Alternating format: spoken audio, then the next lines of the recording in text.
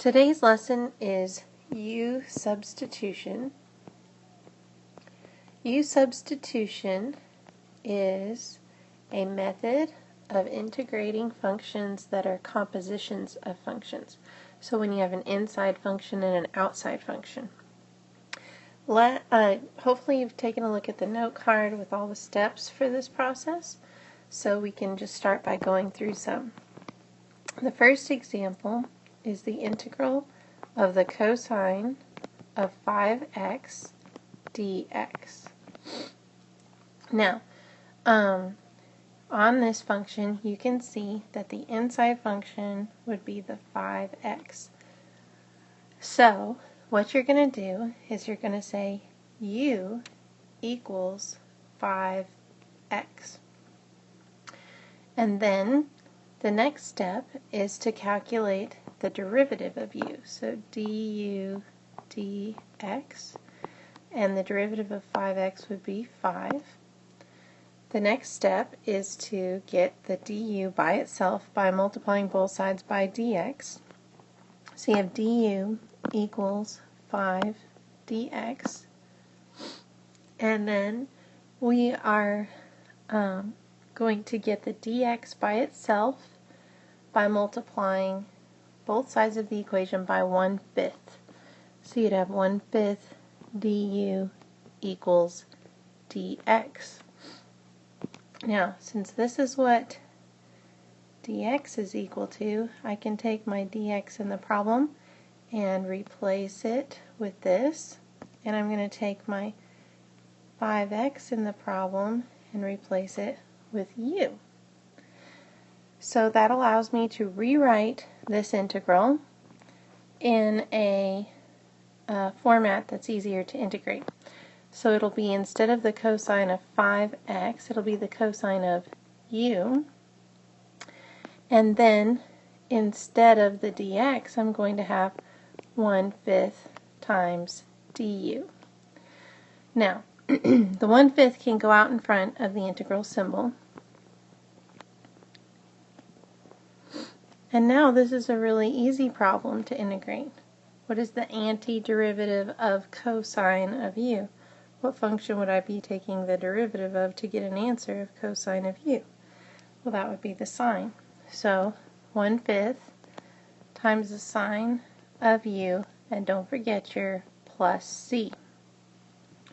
The last step that you need to do is to go back and take your u and replace it with what u was equal to, which in this problem was 5x. So it'll be 1/5 times the sine of 5x plus c, and that is the answer to the problem. Alright, let's try another one. Number 2. The integral of the secant squared of 4x plus 1 dx. So the first step is to identify the inside function. On this problem, I think that you can see it's clear that the inside function would be 4x plus 1. So I'm going to say u equals 4x plus 1. The next step is to get the derivative of u. So we're going to say du dx equals, and that's just going to be 4. Multiply both sides by the dx, so du equals 4 dx, and then get the dx by itself by multiplying both sides here by 1/4. 1/4 du equals dx. So our goal is always to rewrite this integral that is hard for us to integrate the way it is right now in a more user-friendly format, which is all in terms of the variable u. There won't be any x's left when you rewrite it. So we're going to have secant squared, take out the 4x plus 1, and replace it with u.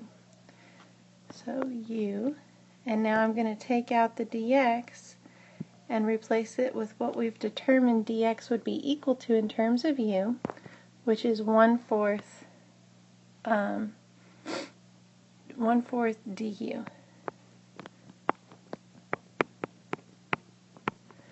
Okay, so the 1/4 can go out in front. 1/4 integral secant squared u du.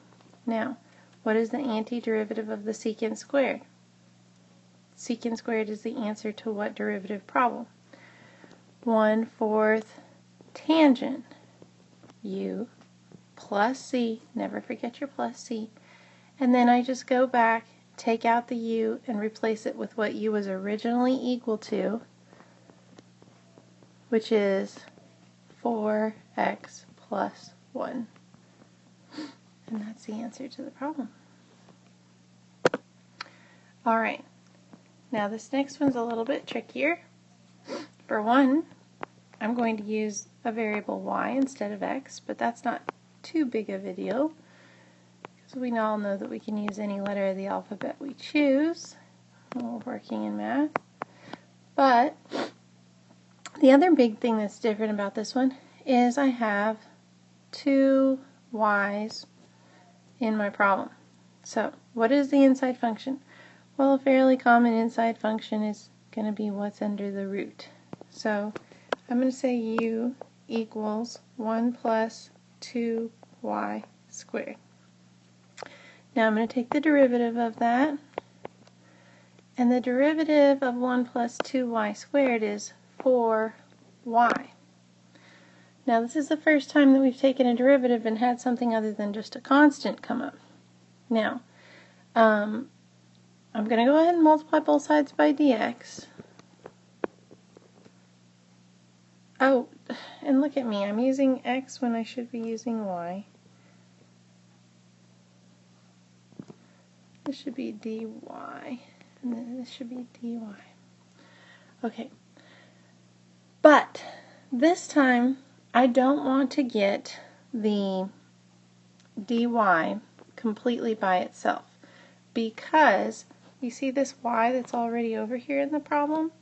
If I get y dy by itself, then I can take out the y and the dy together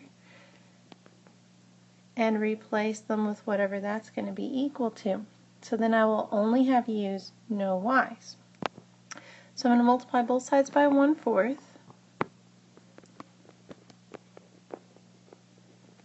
And now I can rewrite my integral as the square root of u, and then the y dy will come out and be replaced with 1/4 du. So on your note card I wrote after step 3, our goal is to replace the integrand with an expression or expressions in terms of u. When done correctly, this new integral is much easier to evaluate. And then on step 4 I put it is often helpful to get the dx by itself, although sometimes the problem already has part of your du in it. In this case it would have been the y that was already in the problem, which was part of our derivative. So you may not need to completely isolate your dx, or in this particular problem dy, to do your substitution. So be on the lookout for a piece of your derivative, which here was 4y, already being in the problem, because that's a trigger that you may not need to get that dy or dx completely isolated, because you can do a substitution easier if you take that piece that's already in the problem out along with the dx, or in this case dy. And we'll do several of these so you'll get used to it. So the 1/4 goes out in front. I'm going to rewrite this as u to the 1/2 power instead of the square root of u. And now I can go power rule backwards. So this is going to be add 1 to my power. So that's 3/2 multiplied by the reciprocal of the new power plus c. So that's going to be 1/6, because that's 2/12. And then that bottom number is the root, so square root of u cubed, and I'm going to replace the u with 1 plus 2y squared. So there's your final answer. Okay, let's try this one. The integral of the square root of the sine of pi theta cosine pi theta. Now, this one might not be quite as clear what the u is. A very common question that students will ask me when looking at more complicated integrands, oh, and I forgot my d theta here, is how do I know what the u is? Well, you don't. You don't necessarily know. Part of identifying the u comes from just practice and experience. Part of it is a little bit of luck. Sometimes you pick the wrong thing for you. I've done it myself many times. You'll work the problem and you can't get it to come out. When that happens, that's a big idea. Should go off in your head that you've chosen the wrong u. Go back and try something else. So you're looking for the inside function, and there are some trends to where that can occur. You might think it might be pi theta here, since that's an inside function for both the sine and the cosine. But in this particular problem, it comes out if you choose the inside function to be the sine of pi theta. A big clue to that is that the derivative of the sine is the cosine, and that's in the problem. So if you see something that has its own derivative in the problem, that is often going to be your u. But some of this is just going to come from trial and error. You may have to do these problems a few times until you figure out the correct u. Just keep at it. So the du d theta for this problem is, this is a chain rule problem. So the derivative of the outside function sine is the cosine. Copy the inside function pi theta, and then multiply that by the derivative of the inside function, which is pi. Now, multiply both sides by d theta. I'm going to put that pi out in front so I don't need parentheses. And now, do we see part of our derivative already in the problem? Yes, we do. We've got cosine pi theta with the d theta already here. Cosine pi theta with the d theta already here. Those match. So all I need to move away is that pi. So I'm going to multiply by 1 over pi on both sides.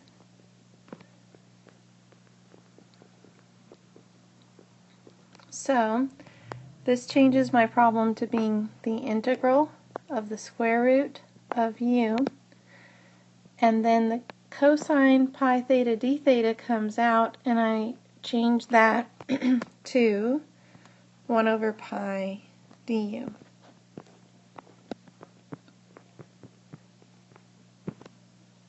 Oops, d theta. That should be d theta. Okay. So, 1 over pi can go in front. I have u to the 1/2 power again, which is boring because it's the same as what I had in the last problem. So 1 over pi 2/3 u to the 3/2 power plus c. And now I'm going to go back and take out the u and replace it with that which we said u is equal to, the sine of pi theta. So this will be 2 over 3 pi square root of, in parentheses, sine pi theta to the 3rd power plus c. Or you could put that little 3 down here, the way you used to in pre-cal, between the sine and the pi theta. It'd be correct either way. Okay. Moving along, number 5. The integral of 5x to the 4th over, in parentheses, x to the 5th plus 1 squared dx. So what is our u, our inside function? Well, I'll let you think about that for a second. You can pause the video if you want to try something on your own. But the u is going to be that which is in the parentheses here, x to the 5th plus 1. The derivative would be 5x to the 4th. Notice the 5x to the 4th up here on the numerator. So that's good. Multiply by dx on both sides. And now I don't want to get any of this away from the dx since it's all already there in the problem. So I'm going to rewrite this as the integral of 1 over u squared, and then all of the 5x to the 4th dx comes out and gets replaced with du. And you might want to think of this as u to the negative 2 power when you're integrating so that you can do your power rule backwards.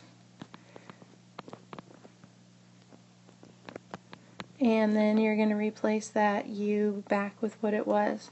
Usually they don't leave negative exponents, so it'd probably be negative 1 over x to the 5th plus 1 plus c. Alright. Number 6.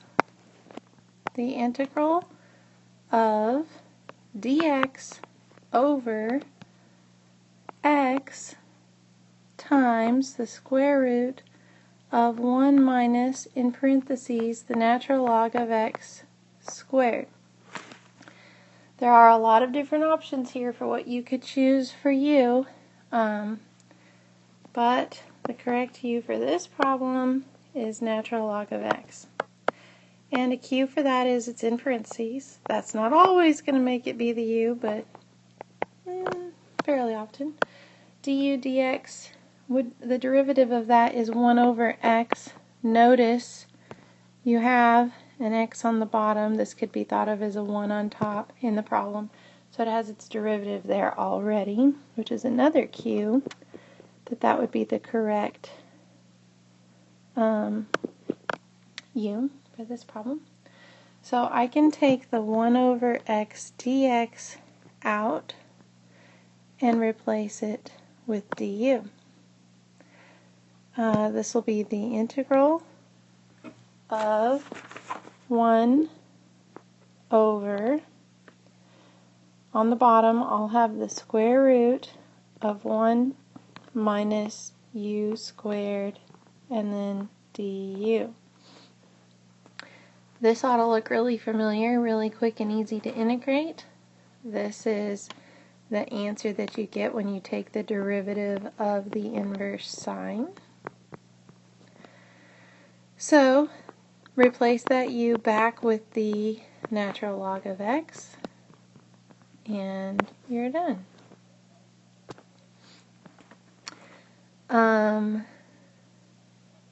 Number 7, the integral of x to the 3rd power times the square root of 5 plus x to the 4th power. What is u? The quantity under the root. So 5 plus x to the 4th. Du dx would be equal to 4x cubed. Notice I have an x cubed already in the problem.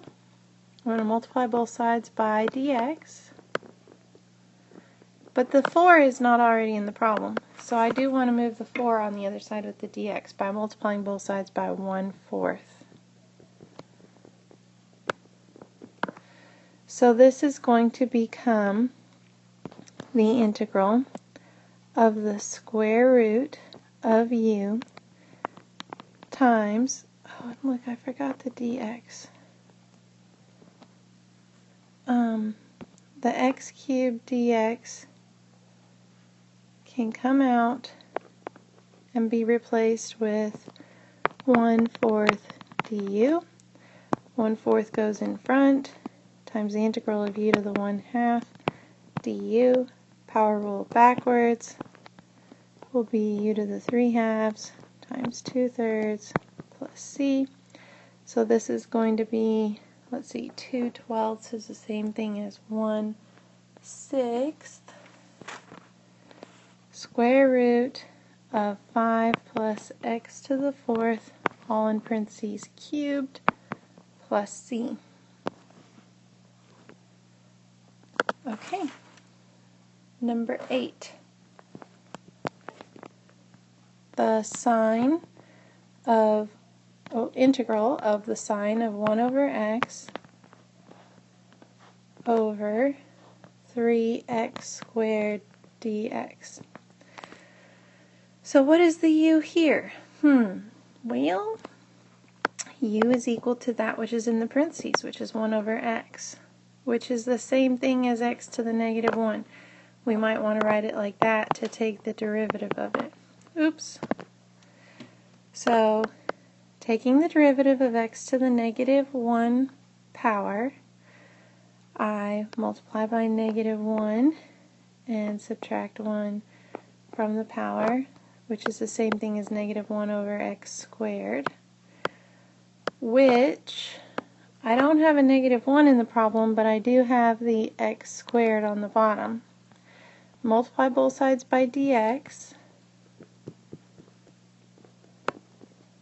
And now I just need to move this negative to the other side, so multiply both sides by negative 1, since there is no negative in the problem already. So this will be the integral of the sine of u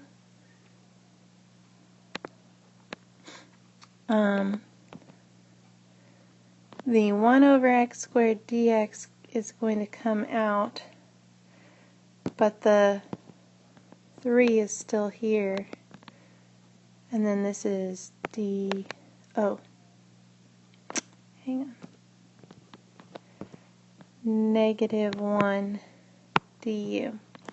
Now, I can take a negative 1/3 out in the front and just have sine of u du, and the antiderivative of the sine of u would be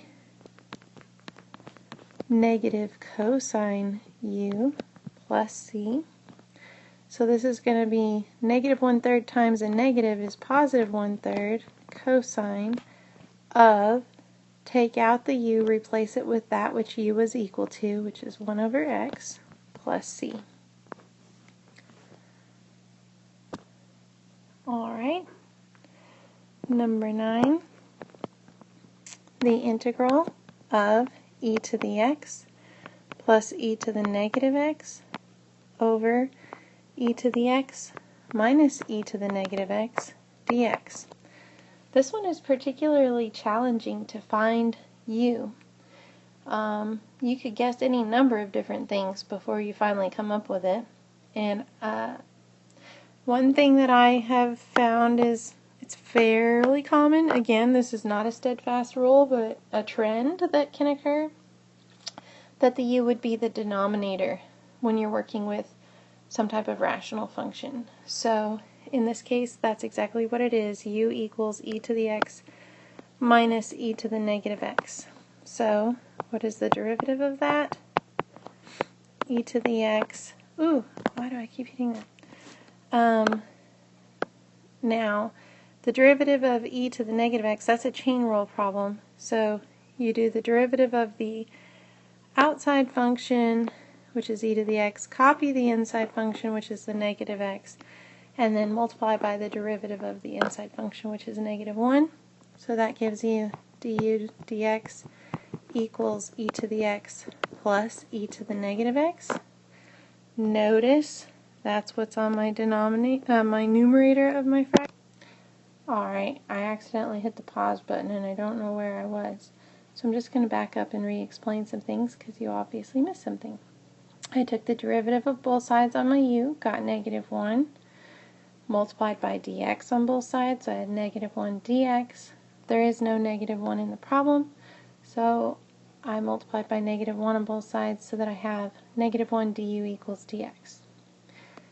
I rewrite this as x square root of u, take out the dx, replace it with my -1 du, and the problem is I still have this x in the problem.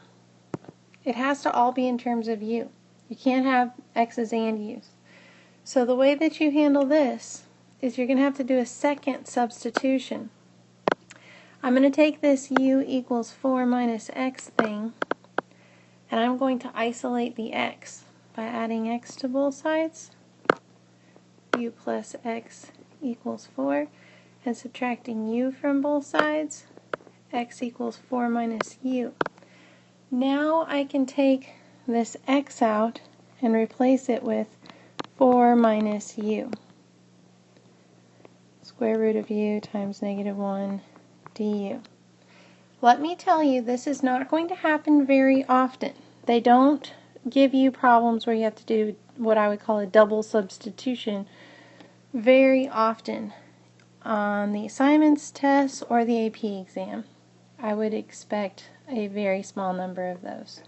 So, but be on the lookout. Sometimes when you take your derivative, there's a variable there that doesn't come up, and that's a key signal that you're going to have to do a second substitution here. So, how do I handle this? Well, the -1 can go out in front, and then I want to change these to the square root of u to u to the 1/2 power and distribute it into the parentheses. So this is going to be -1 times the integral of 4 u to the -1 power minus u to the, let's see, this one has a power of 1 and this one has a power of 1/2. So 1 plus 1/2 would be 3/2 du. Now I can use my power rule backwards. Oh, I've made a mistake. Not u to the -1. This should be u to the 1/2. Sorry about that. Okay. So now we're going to integrate by doing the power rule backwards. This is going to be -1, and I'm going to put this -1 out here in outside of a bracket. 4, this is going to be u to the 3/2 power multiplied by 2/3 minus, this is u to the 5/2 power multiplied by 2/5 plus c. So this is going to be 8/3. Oh, and there should be a negative here. 4 minus x, that's what my u was, to the 3/2 power plus 2/5 times 4 minus x to the 5/2 power plus c. The only other thing left here to do would be if you wanted to change these rational powers to roots, which is a little bit more simplified, but this is equivalent algebraically and would be accepted as a correct answer for this problem. Alright, so we've gotten to do 10 really good U-substitution problems. This is probably not going to be your easiest or your shortest homework assignment of the year, but give it your best. It might be one that you want to do with a study buddy. Pair up with someone from class that you can kind of talk out what the U might be for different problems. And it does get easier with time and with practice. But this is all over the AP exam, so you need to be very proficient at it. So keep working at it. Good luck. Bye-bye.